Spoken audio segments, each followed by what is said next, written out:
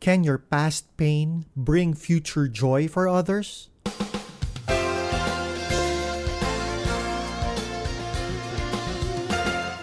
Good Monday morning! This is episode 5, season 2. I'm Arnie Manzano, and I hope our time together inspires you to live more of the discipled life. Thanks for tuning in. And I'd like to make a request. Would you consider rating or writing a review about Good Monday Morning over at Apple Podcasts or even on social media? That would truly help get the word out. Or just share this with others who need some inspiration and encouragement. I really appreciate it. We're available wherever you listen to your streaming audio. I want to give a shout out also to a listener and friend from Baguio, Pervi Soriano. He commented on the recent episode with Miss Hazel Hong, and let me read that to you. It is very true that when you are in the dark, you call out to Him. But when you are having the best of this world, we tend to forget Him. Thank you for giving us hope and strengthening our faith.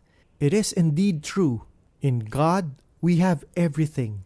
Without Him, we are nothing. Thanks for this comment, Pervi. Today's guest is a former host and media producer. I had an opportunity to work with her on some projects when she was based here in Singapore a few years ago. In 2016, she and her husband lost their first child in the last stage of their pregnancy. Listen to her story on how her past pain opened the way for a foundation to be birthed, one that exists to inspire hope, joy, courage, and purpose in orphaned children. Here's my good friend, Miss Chrina Cuna-Henson. Hi, Chrina. Good Monday morning to you. Thank you for joining us today at this podcast. Thank you. Thank you, Pastor Arnie, for having me. How's life been? Life has been good. I mean, great. A little bit wilder than normal. Wild Yes, and wonderful. having I like three to say kids it's there, wild right? and wonderful. Wild and wonderful. Having 3 kids working from home, That's right. managing all the lockdowns. So, wild and wonderful is a great descriptor.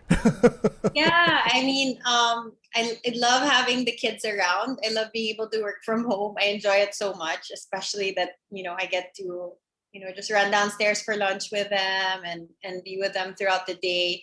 But there are some wild moments, as you witnessed just a few minutes ago, my daughter banging on the door saying, "Mom, you forgot to print my coloring pages." And so that's a normal part of everyday life now. Yeah, that's a story of our lives too here. Well, thankfully, we all have loving spouses that support us Yeah, it's through this teamwork. work from home setup and journey, right? Yes, it really is teamwork. Yes, yes. And Green, I invited you this morning to share with us your journey in parenting. You're a parent of 3 young, wild and wonderful kids. That's right. And one of them, actually, you're still in the process of finalizing the adoption. That's right. So, can you briefly share with us your decision actually to adopt and also maybe part of that journey? Sure.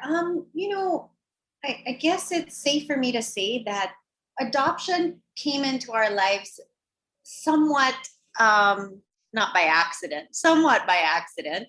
It wasn't always an intentional plan that we had. But, as you know, we know each other from our time in Singapore, Pastor Arnie, and, my husband, Jonathan, and I were living in Singapore. We really loved our lives there, our spiritual family there, our community, our jobs, the people we worked with. We were very much planted in our community there. Mm-hmm. But, I found myself pregnant with our first child in Yes. late 2015. And due to the circumstances of that pregnancy, we decided it would be best for us to move back to Yes. Manila. That was the plan. Little did we know that right before I reached the home stretch, so just at the tail end of my second trimester of that pregnancy, we lost our first daughter, Celine. Yes. And, Mhm. that was probably the darkest time in my life. I was experiencing loss like I had never experienced before. Mhm. I was experiencing grief. like I had never experienced before. And it was a very dark place. And I remember, walking through the days, wondering, God, what is the purpose for this season Mm-hmm. that you've allowed us to have to walk through? I think shortly after that, it was Mother's Day.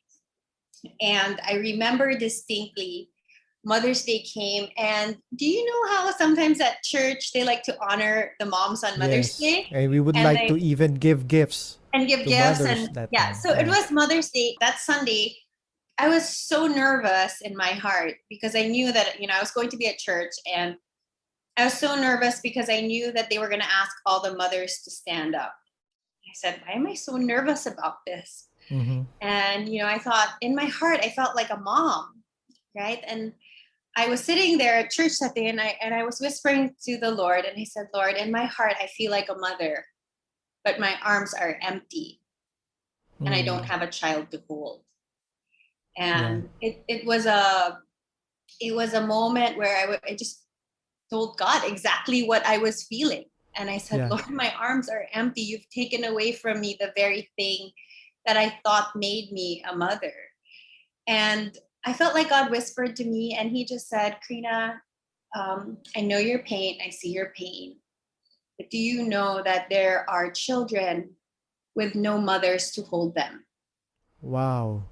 And it was one of those moments where you know for sure that was the Lord that had whispered to you.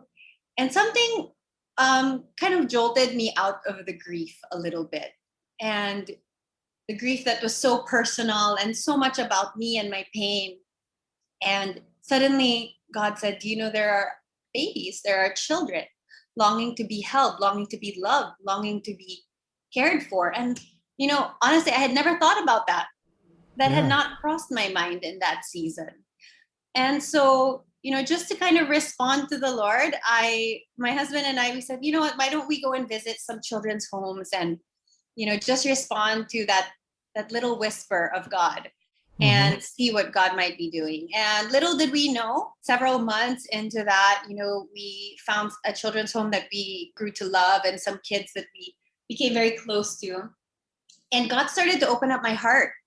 God started to remind me of, projects I had done as a producer. I had produced a lot of work for like nonprofits and different organizations prior to that. And a lot of it had to do with children and sometimes child trafficking.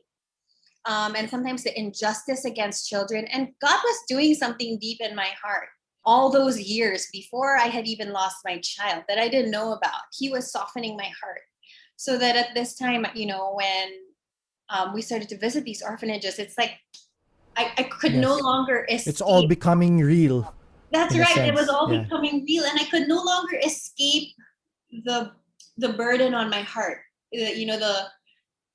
It was like a prompting to do something. I don't know how to explain it other than like an urgency that it felt like if I don't do anything about what I'm observing in the world and about this issue, which I now am awake to, I don't think I can live with myself. You know what I mean? That was the feeling that I had. And, it was that urgency to do something. And, I felt like if I didn't do anything, if I didn't respond to what was happening in my heart, I said, I don't know if I can live with myself. I can't sleep at Mm. night. Stories about children being sold across Southeast Asia, about young girls being trafficked into sex slavery, about babies being sold, abandoned. And it happens so much in, like here in the Philippines, as a third world country, places like Indonesia as well. It happens a lot. The abandonment of babies happens so frequently that we had almost become a little bit numb towards Yeah. it. That I had just gotten used to hearing the stories, seeing the images in the newspapers and things like that, and online on social media. But it was like my heart was tender to it again. And I Yes. would see something or read something, and it would really disturb me. It would make me feel unsettled. And so that's when I really started to pray and ask God, Lord, what are you doing? And I felt like, this is definitely an area, an issue that I feel I would like to be a part of. I would like to be a part of resolving this issue in the nation of the Mm-hmm. Philippines, in the world. to see what can be done. And I think it was that simple, maybe act of kind of just agreeing and being willing to do that. And it took my eyes off my pain, and I started to see the Yeah. pain of these children. And I would walk into a children's home and see children reaching out, longing to be held, longing to be carried, even just for a moment. And I thought, I'm an adult. I can process my information, I can process the Yes. trauma and I have access to that. But these children, these babies, these toddlers can't even process the kind of trauma that they've experienced even before they turn one, and without any certainty that they will ever be adopted for some of them, that they will Mhm. ever find a family. And unfortunately, I think here in the Philippines, it's almost as if I went to high school and college here, secondary school and uni. And it was almost as if I had been so exposed to the social issue that your brain starts to think that orphans belong in orphanages, Mhm. right? And that's the design. But that was never God's design. Yes. This idea of an orphanage exists nowhere in God's word. It was always orphans belong in families, orphans Yes. belong in homes. And There's a verse in Psalms that says that, right? God sets the lonely into families. into families. Yeah. Yeah. And I was starting to say, hey, wait a minute, there's something wrong with the way that we see this and the way that we're responding to this, because just because they're in an orphanage doesn't mean they're okay and we've done our job, that's it, that's the finish line for them. It's not. We need to do more, and we need to start helping renew the minds of Yes. people all over to understand and to see that this should not be the final destination for a child who has been orphaned. That was our journey into just understanding this more. Little did we know that as we were doing the groundwork Mhm. for what now is the Rohe Foundation, we would get the opportunity to respond and to adopt a baby girl ourselves. Yes. It was one of those things that adoption had always been something that we thought was a nice idea. I think, maybe as a Christian, you grow up and you know that it's a wonderful way to build your family. You don't really think too much about it, but it's not a bad thing. That was Mhm. me. I knew it wasn't a bad thing. I knew it was a good thing. I knew it was a nice thing that people did. I didn't understand enough about it. But by the time that I had gone through all of that loss and grief and seeing the realities that existed, it's like I was seeing things through a new lens. Yeah. And we had the opportunity to respond to this girl who was a pregnant woman who was in a crisis situation, whom we heard about. And she had actually already entertained a buyer for her baby. And little Oh, did we know that wow. had we not said yes to adopting the child, she would have sold that baby. And that baby is now our daughter, Chloe. Yeah. And, that's the reality that we live with every day, a humbling reality that I thank God that we had the courage to say yes. Yes. Yes. Knowing myself, I had a million reasons to say no. I could have said, Lord, I'm not ready. Lord, we're already doing this work for the foundation. Maybe now's not the right time. Maybe I need to wait a little bit. Maybe Mhm. not now. Maybe somebody else. This person should have adopted first. Or my list of excuses could have run on forever. Mhm. But I really do. My husband and I are usually in tears when we think about that day when God just told us to step out in faith and say Yes. yes. We had no answers. We were not prepared. We had not thought enough about it. We did not weigh the pros and the cons. We didn't check if we were financially ready to adopt or not. We had no idea. But we knew in our hearts that we had an opportunity to say yes. And we're so grateful that we did. I think we're so Mhm. humbled that at that moment, we had the courage to say yes, because we could have very easily said no. Yeah. So that humbles us every day, just thinking about that. Great. Thank you, Krina, for sharing that story. And if I may ask, Krina, how many families have already been helped by the foundation that you've started? That's a great question. It's one of those things that is so hard to measure.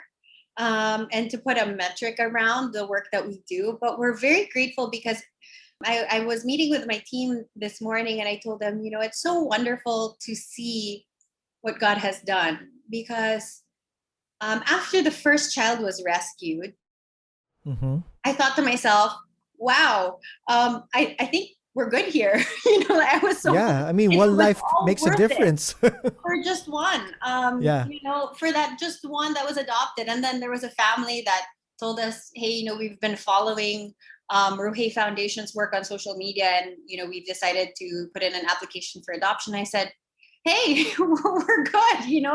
I feel like we've accomplished our mission with every family, but there's so many families out there. Last year, we started our doing consults online and opening up just a little Zoom call Oh, for great. families that wanted to get more information. Yes. And we did about 65 throughout the latter half of last year. Wow. And out of those 65, 12 families have already begun their process of adopting. Mm-hmm. Mm-hmm. And this is outside some of the other families that we've connected with and that, Yeah. we just support along their own individual journeys. And so every family has a unique story. Yes. Every family makes me cry just to see the kind of courage and faith that it takes to walk through their own adoption journeys is really inspiring. Yeah. So, Krina, tell us about how Rohe Foundation helps both the families and are you partnering with orphanages too, or just certain individuals who are really in need to be helped? Great. Yeah, I would love to share that. Rohi Foundation now, our work focuses, it's twofold. We work with two different groups of people. The first side is, we call it the family side of our advocacy. This Mm-hmm. is helping families and providing practical information about how to adopt here in the Yes. Philippines, how to go Mm-hmm. about the adoption process. The truth is, it's so daunting and scary having to work with, the government agencies and things like Mm-hmm. that. And we know that a lot of families are held back by some of those fears. Many Yeah. of them are Just the unfounded. stresses of, yeah, Yeah, thinking just about the it. unknown stress of having to work with, this office and that office Yeah. and then trying to acquire these requirements. But actually, it's a lot simpler than people think it is. Okay. And so what we do is we kind of try to hold their hand through the process, Mm-hmm. walk them through it to get them started, and also to kind of help address sometimes the more emotional question, needs and questions and queries that they have about adoption. So to really provide support for families who want to take that next step, maybe today, maybe in a year, maybe in 10 years, they're not sure. Mm-hmm. But to kind of hold their hand through the journey so that, we would eventually see them welcoming orphans into their home. And that's the family advocacy side of our work, Okay. which consists of equipping and running webinars and consults, things like that. That eventually is going to become a child placing agency. So what you mentioned a while ago, do we work with orphanages? We will soon. Oh, We're okay. awaiting the license for that to become one out of the other two. So one out of three of the licensed agencies, child placing agencies in the Philippines. That's awesome. Yeah, so we're hopeful for that to come through this year, which would allow us to work with orphanages and not just to encourage families to do it, but to actually help process their Mm-hmm. paperwork. And so that's the family side. The other side of our work is really interesting. We call it our PWIC program, or a Pregnant Women in Crisis program. Mm-hmm. So, Pastor Arnie, what we've found is that a lot of child trafficking and child abandonment, and sometimes even illegal adoption, happens Mm. when there's a mom who finds herself pregnant and she's unwilling about two things: her capacity Yeah. and her willingness to push through with a pregnancy. Yes. Our goal is to help them in that stage of their life. And we do have a program that provides financial support for these women so that their immediate needs are met. It's so hard when you're hungry and you're trying to keep yourself alive to make a sound decision about the future of your child. Mm-hmm. They don't even know if they can give birth. Some of them never even see it. Some of them don't even know how far along they are. We had a pregnant mom that gave birth and having only found out that she was pregnant a month prior. Wow. She had gone about her day-to-day work, Yeah. not even knowing That she that was she was pregnant. pregnant and not even getting the treatment that she needs. I'm sure she was feeling something in her body, but she had just ignored it and went on with, her daily life. And so Yeah. the goal is to be able to meet those immediate physical needs so that they can make a sound, wise decision. It's to provide counseling. We provide counseling for them. And eventually, should they still desire to surrender their child or Mm-hmm. create an adoption plan for their child, they can do so legally. Otherwise, they get caught up in all of these black market Facebook groups and illegal selling of babies online. Yeah.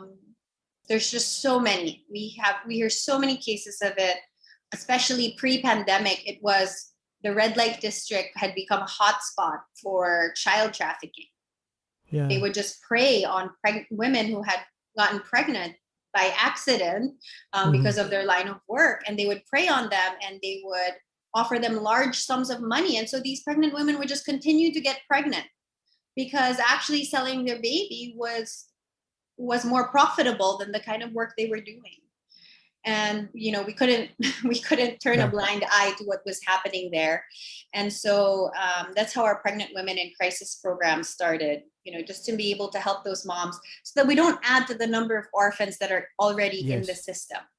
So yeah, that's the other side of Rohe Foundation's work. Krina, if there are couples or families who are also considering or praying about adoption, where can they get in touch with you and Rohe Foundation? Yeah, we have our website. Our website is rohefoundation.org. Rohe is spelled ROHEI, foundation.org.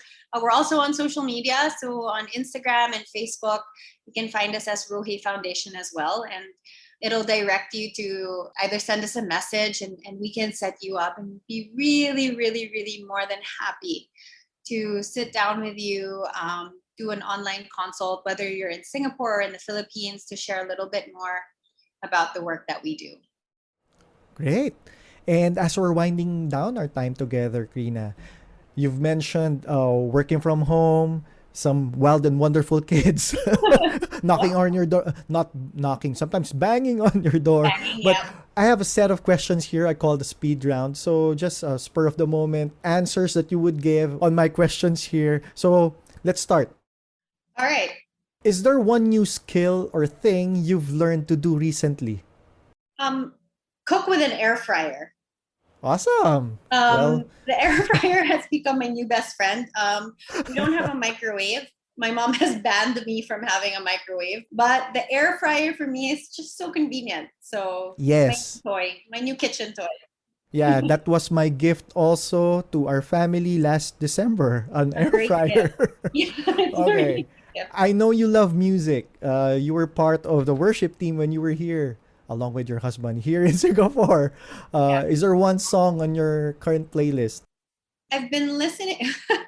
Well, that's so funny. The first song that came to mind is the song "Where You Are" from the movie Moana. It's just my kid's Oh, favorite song right now. But I've been listening to Maverick City music for a lot recently. Yeah, so okay. yeah, Okay. How do you have a good start to your day? good start to my day. I love breakfast. I could eat breakfast any time of the day. So to me, like, good breakfast is everything. And now lots of hugs with my kids. I just love waking up to them jumping on our bed or um, banging on our door. um, So, yeah, good breakfast cooked with an air fryer. with an air I love fryer. that. I've learned to Okay. toast bread in an air fryer. Like, it's just so yummy. I So think my wife just did that this morning. I it's saw her put the good. sourdough bread inside the air fryer. It's so yummy. Yeah. Krina, is there one lesson that you would love to leave our listeners with? One of the most important lessons I've learned through the journey that I shared with you is not to shy away from grief and pain, Mm. To um, process it? but to really process it.